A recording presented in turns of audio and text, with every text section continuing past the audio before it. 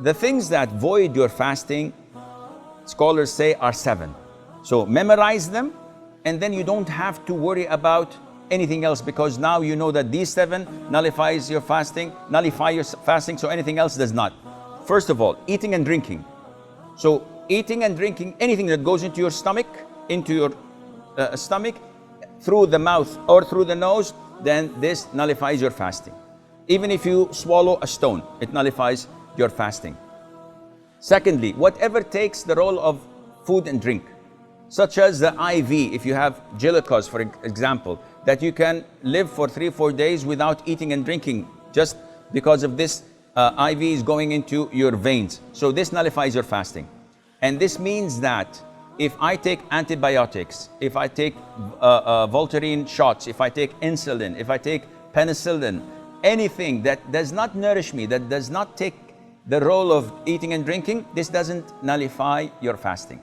So if someone says, if I have to take vaccines, does it affect my fasting? No, it doesn't. I have to extract a tooth, and the doctor gives me or anesthesia. Does it affect my fasting? The answer is no. Thirdly, vomiting intentionally. I ate too much, I have something going on, I don't like it, I put my finger or smell something and I vomit intentionally, this voids my fasting.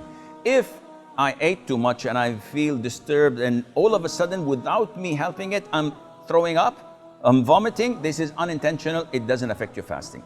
Fourthly, cupping, and this is an issue of dispute among scholars.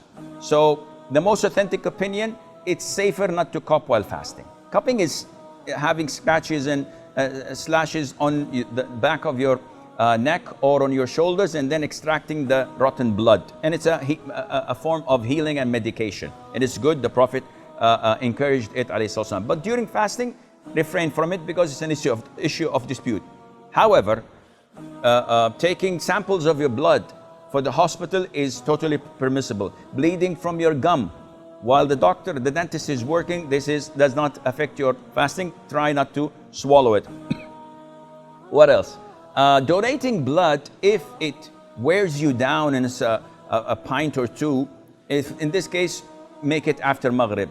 And if you don't have the possibility to make it after Maghrib, then do it and make up for that day. Fifthly, ejaculation. Any person ejaculating while he's awake, of course, because this is different than nocturnal emission. What you suffer or what you have of what they call wet dreams, when you ejaculate while sleeping, this doesn't affect your fasting at all. But if you do it intentionally while awake, by looking at something or thinking or masturbating, this nullifies your fasting. Sixth is intercourse, and this is the highest of all. And we spoke about the expiation in the beginning. Seventh is the blood of menses or postnatal bleeding. These two, if they exist, then the fast is void, even if it's seconds before the adhan of the Maghrib. Now, if you look at toothpaste and look at these 7 categories, you will find that as long as it doesn't go into your throat, you're in the clear.